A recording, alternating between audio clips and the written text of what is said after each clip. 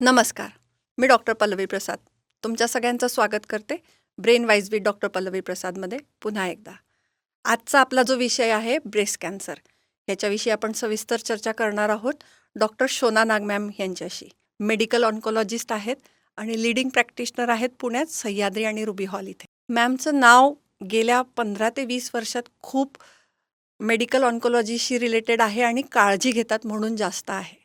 तर मॅमकडनं आज शिकवून घेऊया की काय काय करायला पाहिजे. एकदा जर कळलं तुम्हाला की तुम्हाला कॅन्सर झाला आहे तर त्याच्यात काय काय नवीन ट्रीटमेंट आल्या आहे, त्याचा कसा तुम्हाला फायदा करून घेता येईल तो आपण बघूया. त्यात अजून एक पॉईंट असा आहे की मॅम फक्तच कॅन्सर झालेल्यांना सांगताय का नाही, तुम्ही प्रिव्हेन्शन म्हणून काय करायला पाहिजे, तुमच्या घरी जर कोणाला कॅन्सर झालेला असेल तर त्याच्यासाठी काय करायला पाहिजे, ह्याच्याविषयी पण सविस्तर आम्ही गप्पा मारलेल्या आहेत. तर चला मॅमचं स्वागत करूया. नमस्कार मॅम स्टुडिओमध्ये. आभार. तर आता जाणून घेऊया कॅन्सरबद्दल. तर मॅडम आम्हाला थोडंसं सुरुवात अशी सांगा की एकदा डायग्नोज झाला आहे की कॅन्सर आहे तर त्याच्या पुढे काय करायला पाहिजे. तर आम्ही जेव्हा पेशंटला बघतो तर काही ना काही टेस्ट होत राहतात आणि त्या टेस्टमध्ये कळतं की बाबा कुठल्या प्रकारचं ट्यूमर आहे. सगळे ब्रेस्ट ट्यूमर, स्तनाचे कॅन्सर जे म्हणतो ते एक प्रकारचे नाही आहे, बरोबर. 3-4 प्रकारचे आहे. हो आणि हे खूप महत्त्वाचं असतं की कुठला प्रकार आहे, कारण की त्याचं पुढचं ट्रीटमेंट सर्जरी अगोदर करायची किंवा किमोथेरपी आधी देऊन ते श्रिंक करावं हं. किंवा इम्युनोथेरपी ॲड करावं हो किंवा टार्गेटेड थेरपी द्यावं. ते सगळं हा म्हणजे कुठला टाईपचा आहे, सब टाईप म्हणतो त्याला. आणि सगळ्यांना जे कोणाला ब्रेस्ट ट्यूमर झालेलं आहे त्यांना माहिती पाहिजे की बाबा माझं ट्यूमर कुठल्या प्रकारचं आहे. बरोबर. ER पॉझिटिव्ह आहे, ट्रिपल नेगेटिव्ह आहे, HER2 पॉझिटिव्ह आहे आणि त्याप्रमाणे आम्ही पुढचं ट्रीटमेंट प्लॅन करतो. बरोबर. आणि ट्रीटमेंट प्लॅन असं करतो की जास्तीत जास्त यश भेटायला पाहिजे आणि पेशंट पूर्णपैकी बरं होतो आणि ते आजार कधी नको यायला परत किंवा टाळायला किंवा आयुष्य वाढवायला किंवा पूर्णपैकी क्युअर व्हायला असे आपले उद्देश असतात. बरोबर. तर हे सगळं ट्रीटमेंट त्या हिशोबाने देतो हं. आणि कुठला पहिले आधी करायचं ते एक टीम ठरवतं.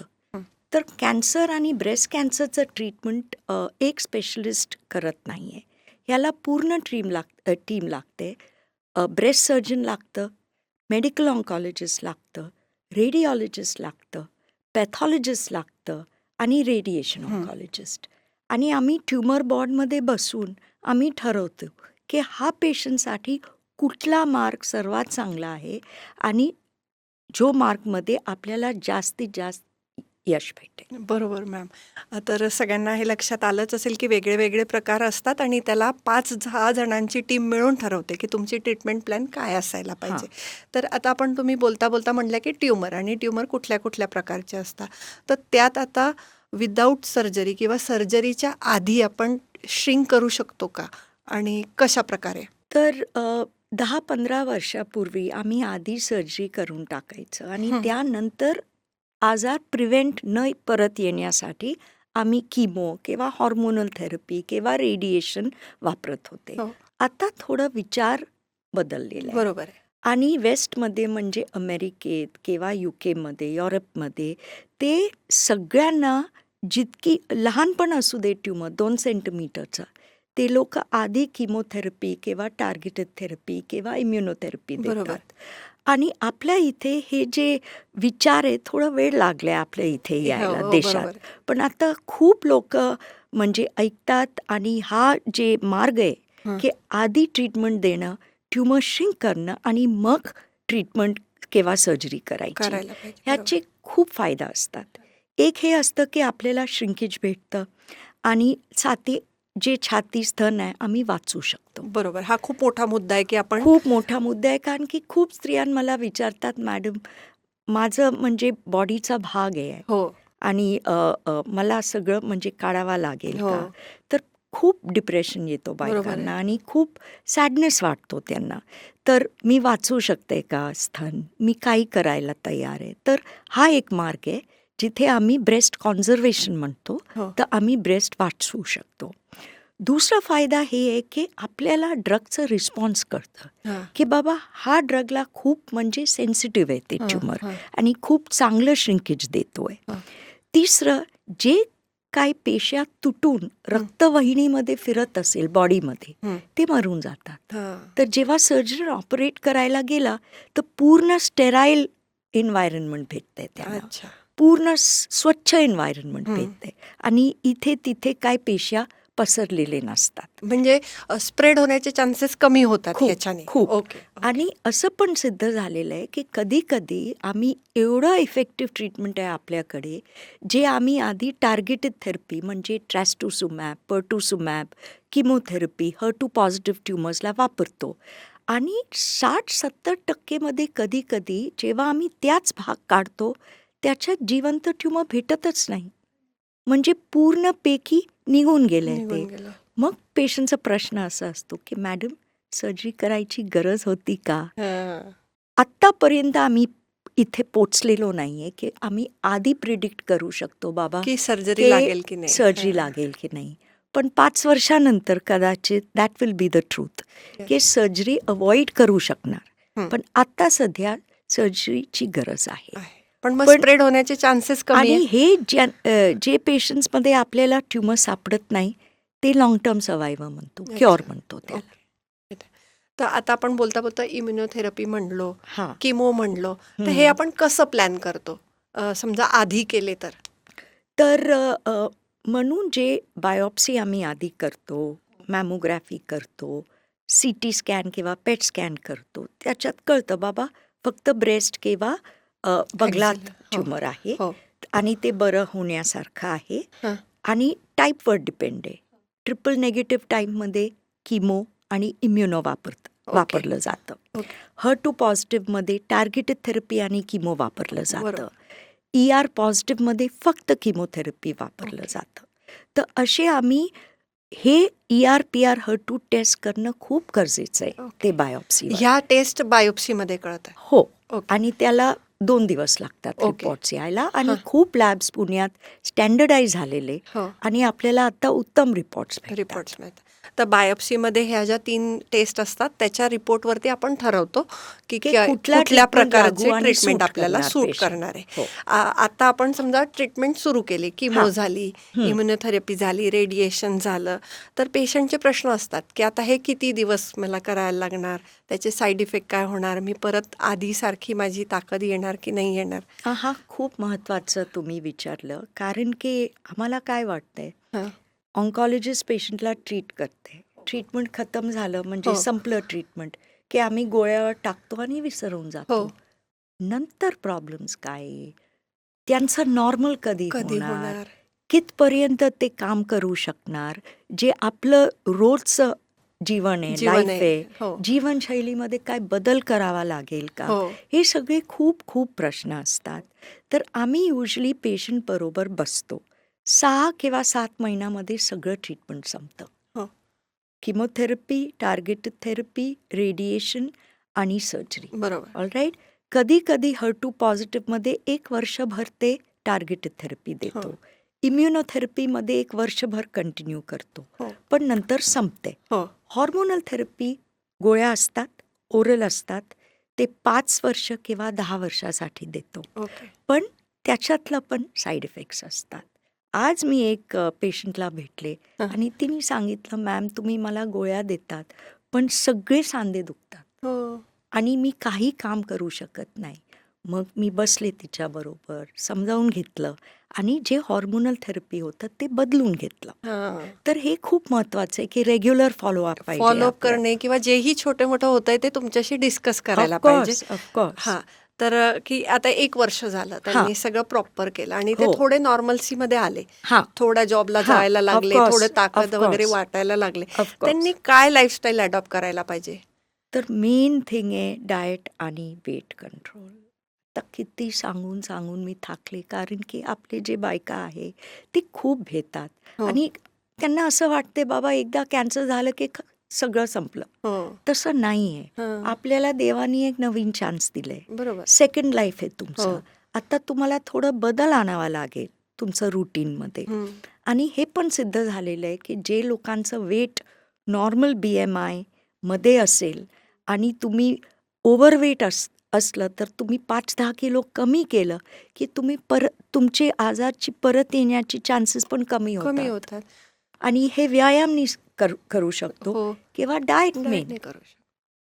तर ते खूप आता महत्वाचं काय आहे. होतंय, आपण म्हणतोय की लाईफस्टाईल चेंज करायला पाहिजे, पण ऍक्च्युली सगळ्यांनीच ती एक वे आहे लाईफस्टाईलची करेक्ट, तीच जर सांभाळली तर बरेच, की आपण प्रिव्हेन्शन पण म्हणू आणि शकतो त्याला. वॉर्निंग साईन तर भेटले ना भेटलं तुम्हाला, ना. कॅन्सर झालेलं आहे. आता तुम्ही बदलून घेतलं नाही तर कधी करणार? कधी म्हणजे करणार? ते बरोबर. समजावून घ्यायला हो, पाहिजे लोकांना. हो.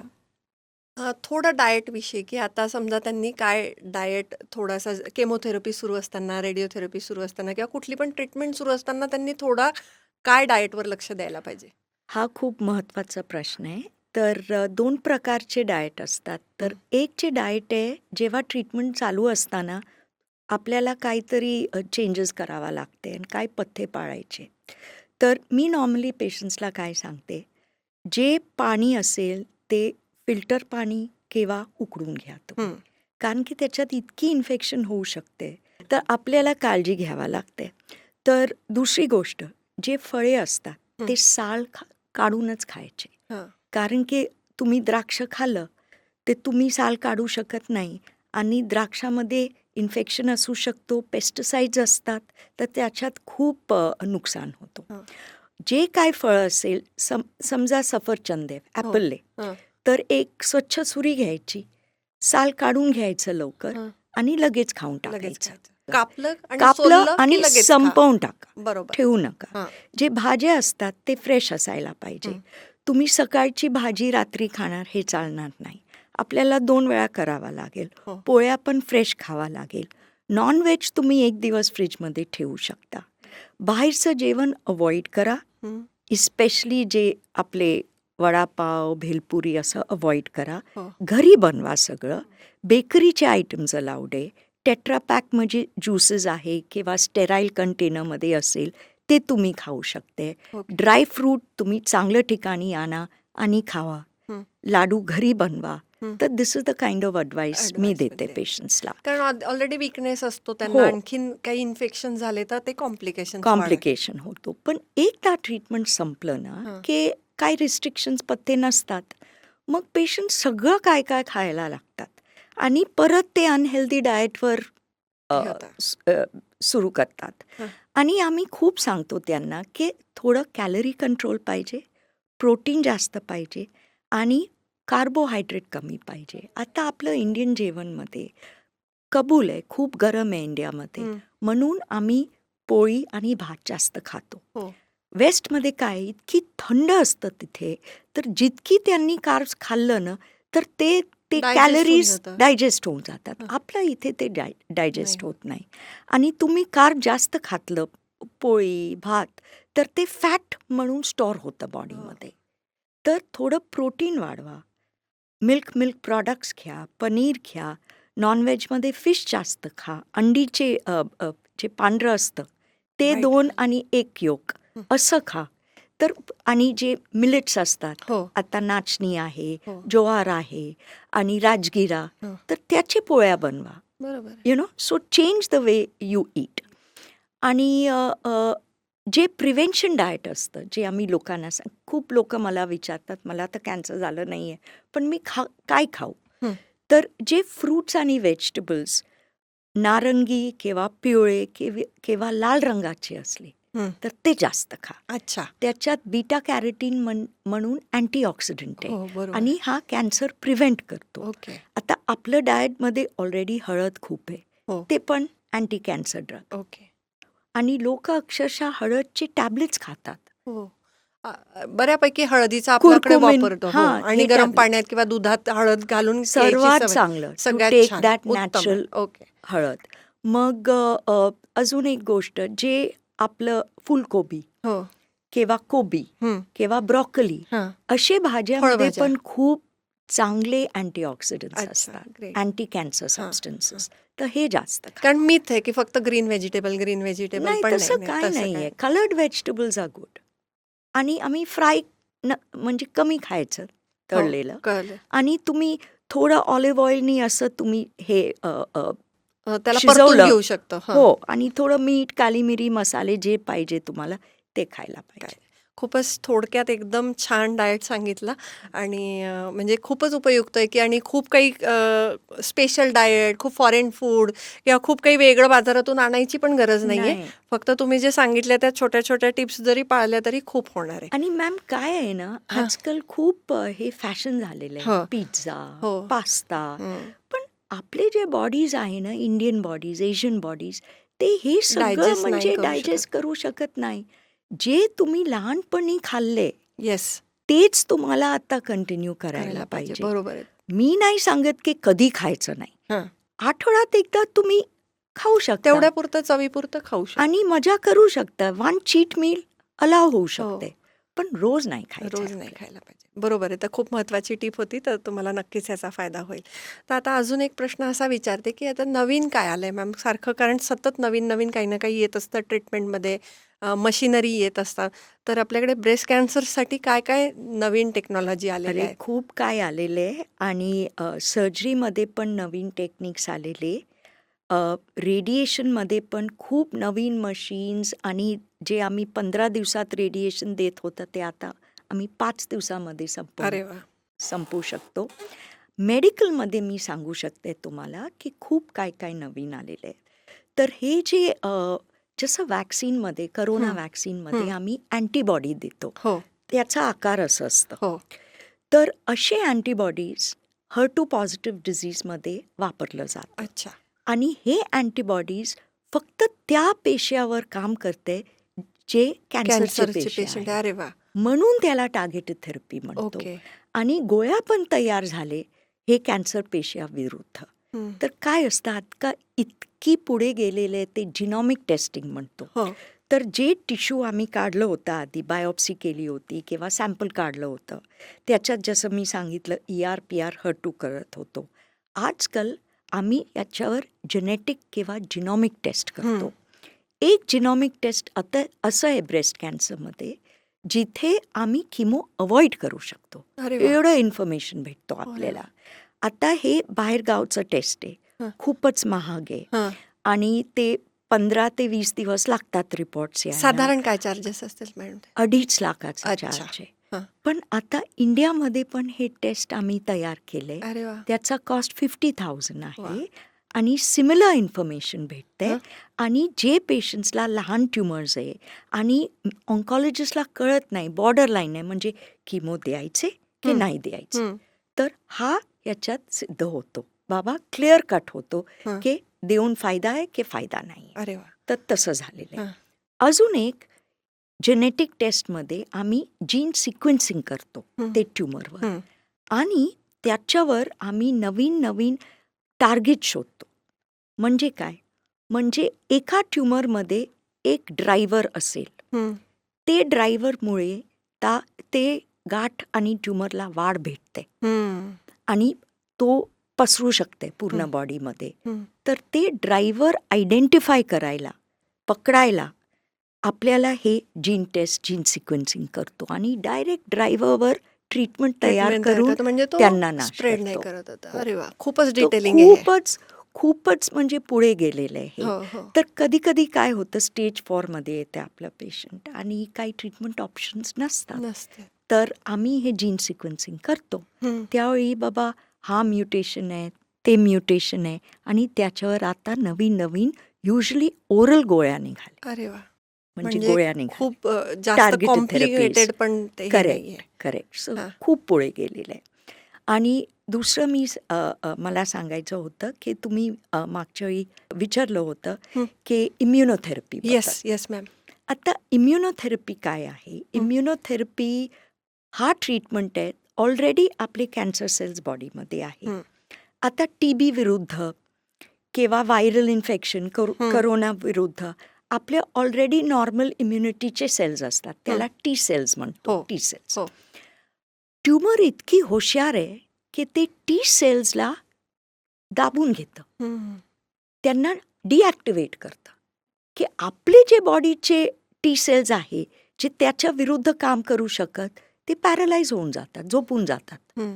हा जे इम्युनोथेरपी आहे हं. ते रिॲक्टिवेट करते रिॲक्टिव्हेट आपले करते बॉडीचे T बॉडीचे. सेल्सला. मग आपले T सेल्स वाढून इफिशियंट होऊन जाऊन ट्युमर सेल्सला फाईट करू शकतो. फाईट करू शकते आणि त्यांना मारू शकते.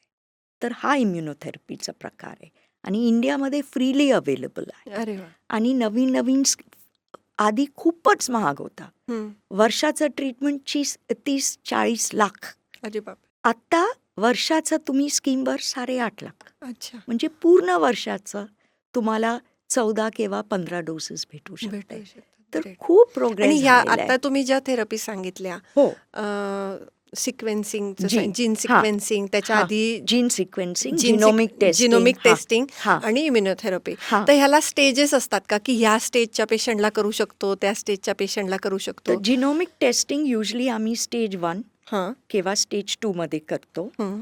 जीन सिक्वेन्सिंग आम्ही युजली ॲडव्हान्स स्टेजेसमध्ये बरोबर. करतो. आणि हे जे इम्युनोथेरपी आहे आधी फक्त ॲडव्हान्स डिझीजमध्ये वापरत होतो. हां. पण आता मी जसं तुम्हाला सांगितलं हां. की सर्जरीचा आधी श्रिंक करायला देतो किमो, ट्रिपल नेगेटिव्हजमध्ये आम्ही इम्युनो पण ॲड करू शकतो. करू शकतो. आणि जे रिस्पॉन्स मी सांगितलं आधी 50% श्रिंक होतं, आता ऑलमोस्ट 70% श्रिंक Shrink होतं इम्युनोथेरपी ॲड करून.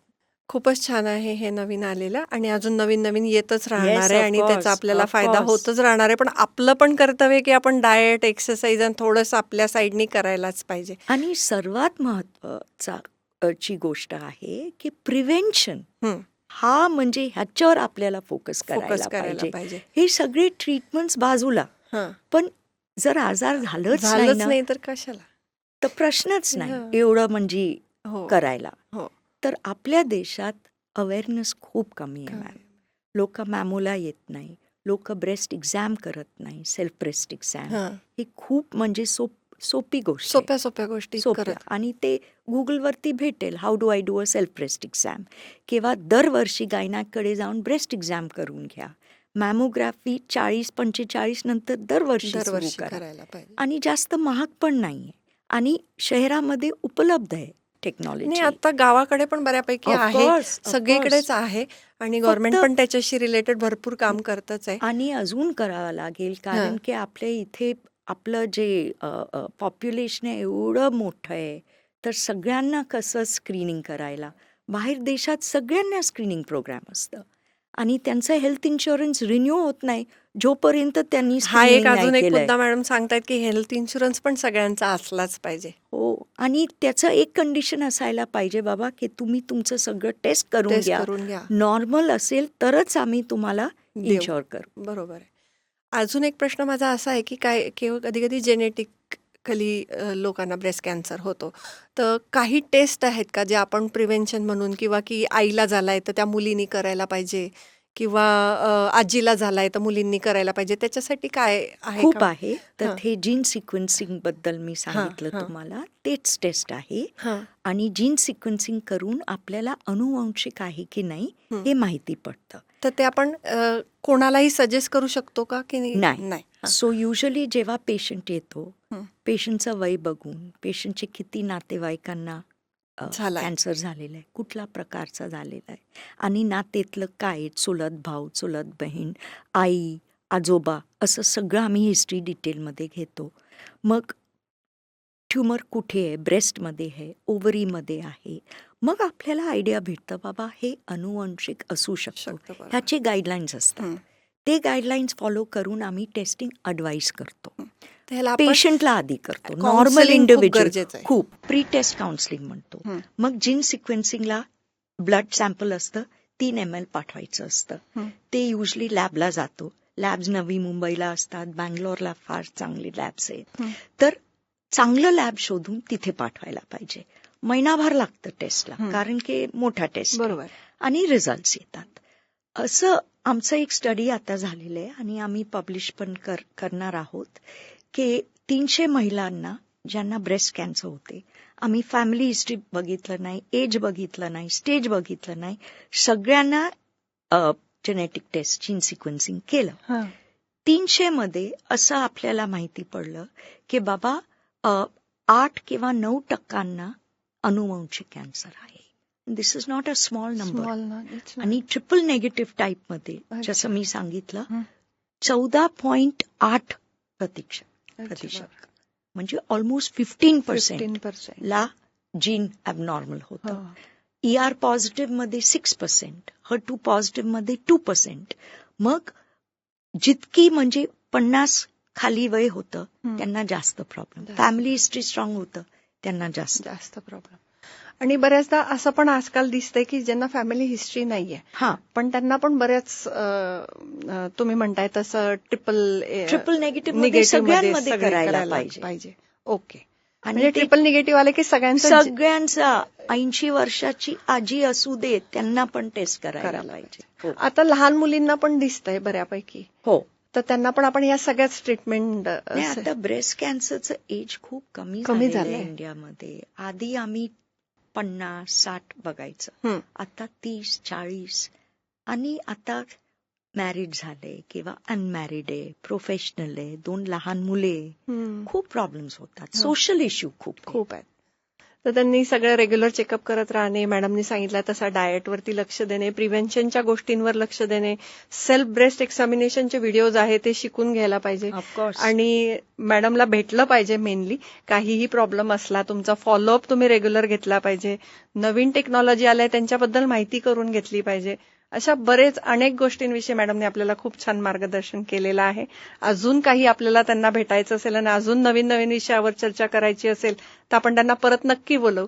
सो आज आल्या आणि इतकं छान मार्गदर्शन केलं त्याबद्दल तुमचे खूप खूप धन्यवाद मॅडम. थँक्यू.